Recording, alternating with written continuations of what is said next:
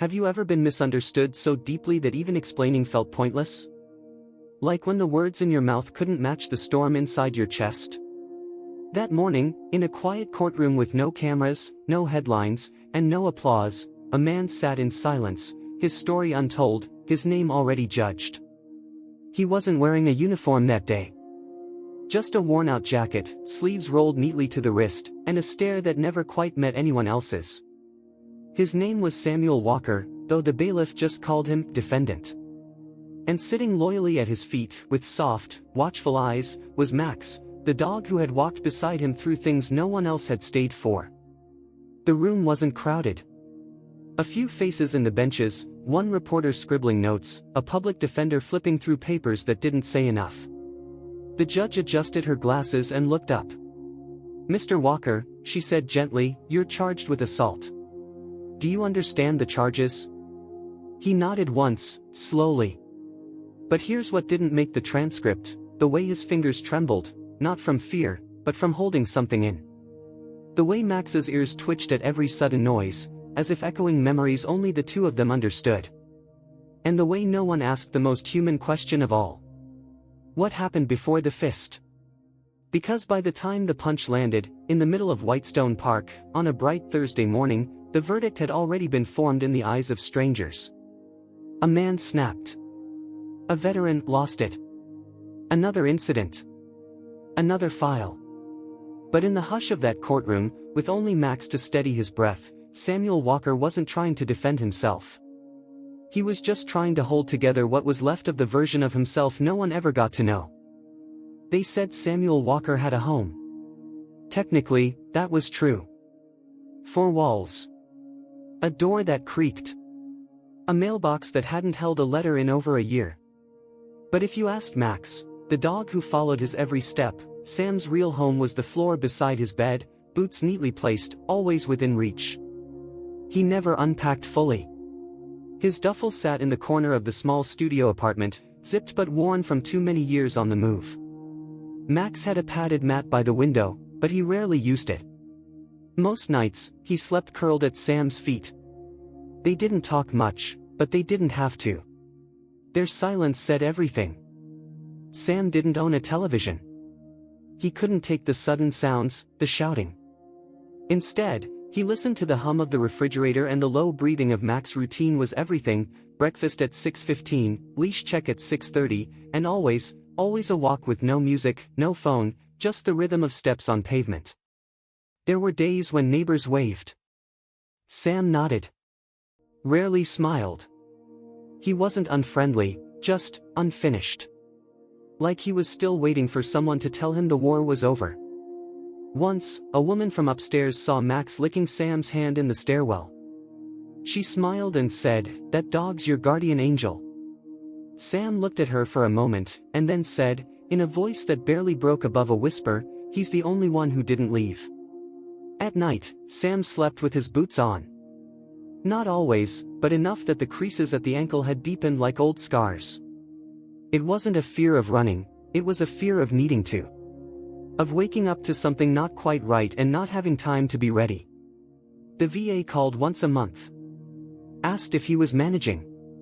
Sam always said yes. But Max knew better.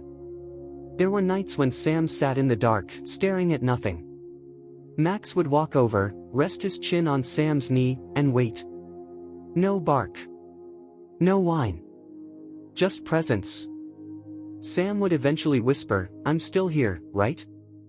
And Max, without understanding a word, would lean in just a little closer, as if to say, "Yes, you are." Not many people knew this part of Sam's life. But it was the most important part to understand the rest. Whitestone Park was quiet that morning. Not silent, just the kind of quiet you only notice when your mind is used to noise. The kind of quiet that makes small sounds louder. Birds hopping on branches. A distant leaf blower. The crinkle of a sandwich wrapper. Sam sat on his usual bench near the path where joggers passed by and dogs chased squirrels. Max lay at his feet, ears perked but still, his body resting but his senses alert. It was their place, somewhere Sam felt just removed enough from the world to breathe. He'd come to this park almost every morning. Same time. Same bench. Max knew the route by heart. That morning, something felt different. Not in any visible way. The sun was out. A soft breeze carried the smell of grass. But something in the air tightened Sam's grip on the leash just a little. He adjusted his jacket and glanced left, then right. No immediate threat. Just people, smiling, talking, lost in their own lives. A young man approached, probably mid-20s. Baseball cap, earbuds hanging from his neck, phone in hand. He was arguing with someone on the line, loud and animated, not watching where he walked. Sam looked down. Max was watching the man. As the man passed by, he gestured with his free hand, frustrated. He laughed, shook his head, and then, without meaning anything by it, reached out and slapped Sam lightly on the back. Chill, man. It's a nice day. Smile or something. It happened fast. Not a shout. Not a growl. Just motion. Sam rose from the bench with the instinct of someone who didn't process words, only threats. His body turned before his brain caught up. Max tensed but didn't move. He'd been trained not to act unless commanded. But Sam's hand clenched. His breath stopped. His eyes flashed with something far away. And the punch landed. A clean shot. Right to the shoulder. Not rage. Not hate. Just reaction, pure, wired muscle memory from a place Sam never truly left. The man stumbled back, shocked. What the hell is wrong with you? People turned. Voices rose. A woman called 911. Max circled between them, tail low, sensing panic but waiting, always waiting, for a signal that never came. Sam didn't speak. He just sat back down. His hand was shaking, slightly. Max returned to his side, pressing against his leg. Sam whispered, "I didn't see him." But by then, no one cared what he saw. The alarm had already gone off. It just wasn't one anyone else could hear. The courthouse didn't smell like justice. It smelled like old coffee, floor wax, and something tired. The kind of tired that settled into people's bones. Samuel Walker sat in the front row beside his public defender, his eyes cast low, one hand resting gently on Max's back. The courtroom wasn't full. Just a few curious faces in the benches. A woman in a blazer whispered to a man with a tablet. The judge looked over her glasses and waited for silence. Sam didn't say much. He hadn't since the arrest. He answered questions politely. He didn't deny the punch. But no matter how they phrased it, no one had asked the one question that mattered to him: what did Max see? Max, of course, couldn't speak. But he could feel. The defense attorney, a woman named Lisa Nolan, stood with a laptop in her hands. She clicked a small remote, and the monitor beside the jury flickered on. "Your Honor," she said calmly, "with the court's permission, I'd like to introduce biometric data gathered from Mr. Walker's service dog." The prosecutor raised an eyebrow. The judge nodded. Lisa continued. "Max is trained through the Department of Veterans Affairs PTSD K9 program. He wears a small sensor, standard for trauma response training, that monitors the heart rate and breath cycle of the veteran. On the morning of the incident, we downloaded the synced data. The graph on the screen was simple. Lines. Peaks. Numbers. But then she paused the screen. Pointed. Roughly 10 seconds before the alleged assault, Mr. Walker's heart rate jumped from 78 to 128 beats per minute. Breathing increased rapidly. This is a recognized panic spike, one consistent with a PTSD-triggered response. She clicked again. This spike occurred before the physical contact. Max, sensing this shift, stood and pressed into Mr. Walker's leg, his trained signal for grounding. But as you'll see on the video, the contact still happened. The trigger was already set. There was a silence in the room that felt different from legal silence. It was the kind that made people shift in their seats. Think. The video from the park wasn't sharp, but it was enough. It showed Sam sitting quietly. The young man approaching. A quick, casual slap on the back. And then the moment, too fast, too sudden, when Sam rose and his fist connected. Lisa let the video play twice. No sound. Just movement. The courtroom watched. Then she said, softer this time, this wasn't aggression. This was a survival instinct firing in a man whose brain doesn't always remember he's safe. She turned to the judge. Max knew first. He warned Sam. But Sam's body was already past the point of stopping. Sam didn't look up. But Max, still beside him, leaned his head slightly closer into Sam's side, sensing the tension that words couldn't name. The judge tapped her pen once. Folded her hands. The prosecutor cleared his throat, flipping through his file. No more questions at the moment. In that quiet pause, something shifted, not in verdict, not yet, but in the room. Max had spoken. Not with words. But with truth that couldn't be cross-examined. The courtroom was dismissed for a short recess. Sam stood slowly, one hand resting on the edge of the table, the other still loosely holding Max's leash. His eyes stayed down, fixed on the grain of the wooden floor beneath his boots. He didn't stretch or shift his weight like the others did. He simply stood, waiting for time to pass. Lisa, his attorney, leaned in as the others filtered out. Sam, she said gently, you don't have to speak unless you want to. But the judge might ask if you can share anything. Even just a moment. If you're ready. He didn't respond right away. But then, without raising his voice, he said, there's nothing I can say that would sound like enough. Lisa nodded. You don't have to explain it all. Just tell the truth. Sam took a deep breath. His fingers lightly brushed the top of Max's head, like the motion helped hold him steady. When court resumed, the judge invited him to speak, if he chose to. Sam walked to the stand slowly. Not with fear, but with weight. The kind of weight that lives in people who've carried things alone too long. He didn't take an oath. He just sat. I remember the sound first, he began, voice rough but even. Boots on gravel. Fast. Behind me. He paused. Looked down. That's all it takes sometimes. Just a sound. Just placement. Angle. Something in your skin says, move now, think later. And I moved. No one interrupted. No one prompted. I didn't know it was a park anymore. Didn't know the trees. Didn't know the bench. I saw a figure. I felt a jolt. And it was like I was back where I swore I'd never be again. His voice cracked slightly, not from tears, but restraint. I'm not a violent man. I wasn't angry. I was scared. I just didn't look scared. He took another breath, shorter this time. I don't know what the man I hit saw when he looked at me. Probably a crazy old vet who snapped. But when I looked at him, I didn't see him. I saw a flash. A movement. And my body filled in the rest. Max let out a soft breath beside the bench, almost like an exhale timed with Sam's own. I didn't punch a person. I punched a shadow that's been chasing me since I got home. Then he looked up, just once.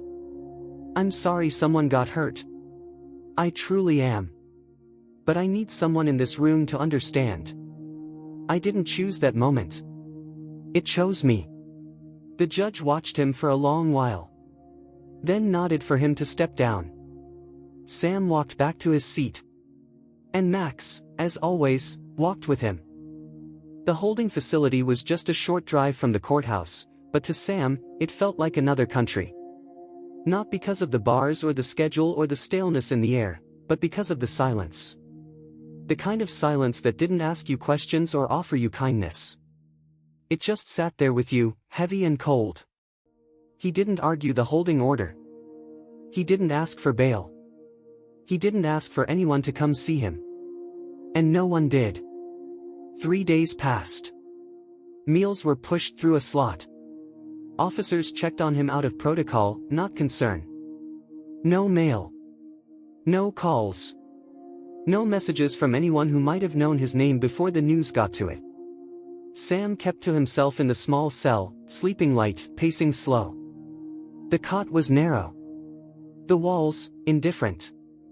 Each morning felt like something to survive, not something to move through. On the 4th day, the facility supervisor came by during rounds. She held a clipboard, then paused, glanced at him through the small window in the door. "You've got a visitor," she said, almost surprised herself. Sam looked up, unsure he'd heard right. He didn't ask who. A few minutes later, in the visitation room, the door opened, and there was Max. Leashed, flanked by an officer from the VA's K9 unit, and perfectly still. But as soon as he saw Sam, his tail moved, slow at first, then steady. Not wild. Just, sure. Sam didn't speak. He dropped to one knee, and Max walked straight to him. Pressed his head against Sam's chest. The leash went slack between them. The handler stood back. He wouldn't eat. Wouldn't train. Just sat by the door. Sam buried his hand in Max's thick coat, the way someone would hold a lifeline. He didn't cry, not really. But his shoulders dropped for the first time in days. Something in him softened. The weight he'd been carrying without complaint finally shifted. "He found you," the handler added, more gently now. "We thought maybe a visit would help him reset. Guess it goes both ways." Sam just whispered, "You always know." Max blinked slowly, pressing in closer. He didn't need words to say what he came to say. The visit was short, 15 minutes, supervised. No conversation, no questions. But it was enough. Enough to remind Sam that someone still remembered who he was without needing a defense. That there was one soul in the world who didn't care about the charge sheet, the headlines, or the mistakes. When Max was led away, he didn't resist. He looked back once, calmly, as if promising he'd return. And Sam, still in the uniform of someone waiting for judgment, sat a little straighter that afternoon. He didn't smile. But he looked alive again. Because no one had come to visit. Except him. The final day of the hearing arrived without fanfare. The courtroom was still. Not tense. Just quiet in that way that people become when they're waiting for something bigger than them to be decided. Sam sat exactly where he had all week. Same jacket.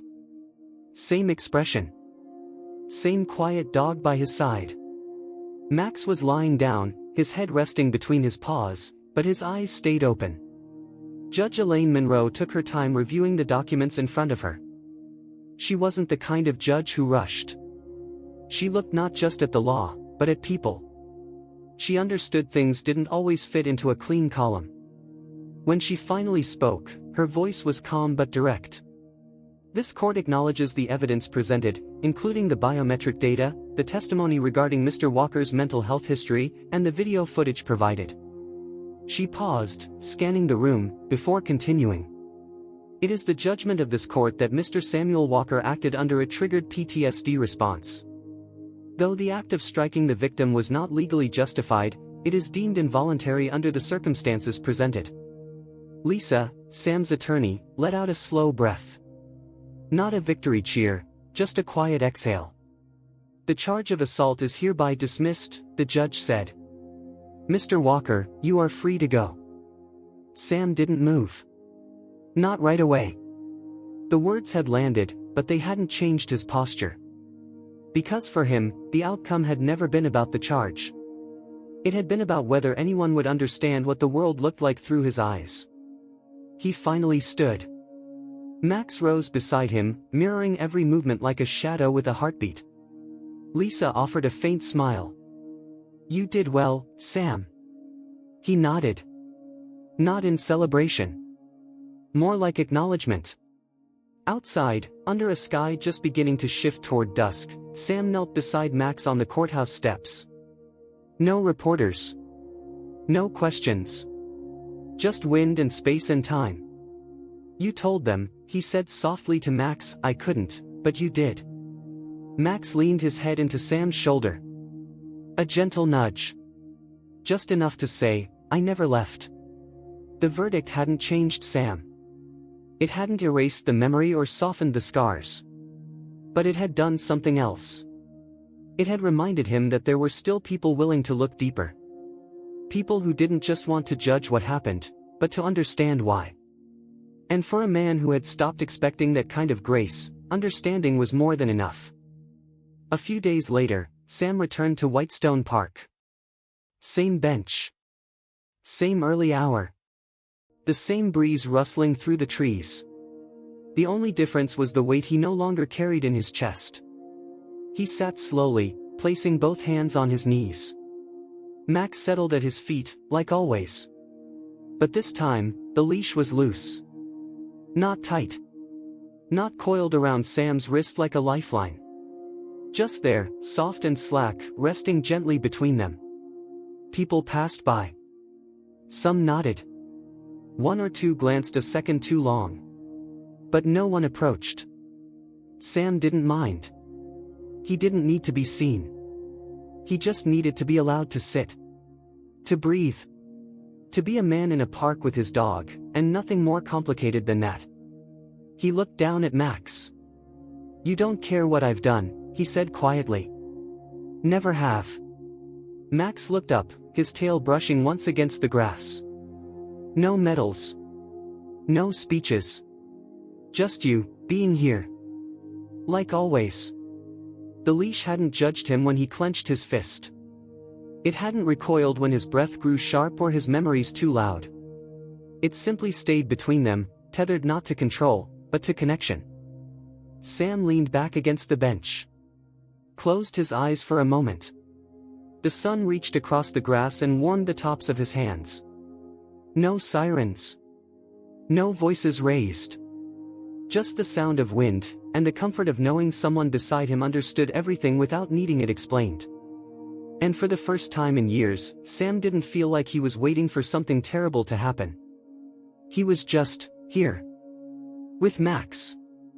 And a leash that never once asked him to be anything other than who he already was. Some stories don't end with applause, they end with understanding. Samuel Walker didn't walk out of that courtroom a hero. He walked out as a man who had finally been seen for who he was, not just what he did. Through the quiet loyalty of his service dog Max, and the patience of a justice system willing to listen, we were reminded that invisible wounds can shape visible actions. PTSD isn't always loud. It doesn't come with a warning. Sometimes, it looks like silence, or a tightened grip on a leash. But behind that silence is a story, one that deserves not judgment, but grace. This story teaches us something many forget: what someone carries inside isn't always obvious on the outside. Sometimes, the kindest thing we can do is simply not turn away. If this story moved you, or reminded you of someone you care about, please consider sharing it. And before you go, what's one quiet act of understanding you've witnessed that changed someone's life? Tap the like button if you believe every soul deserves to be heard. Share this story to remind others. And don't forget to subscribe to Legacy of Courage Stories, where voices like Sam's are never forgotten.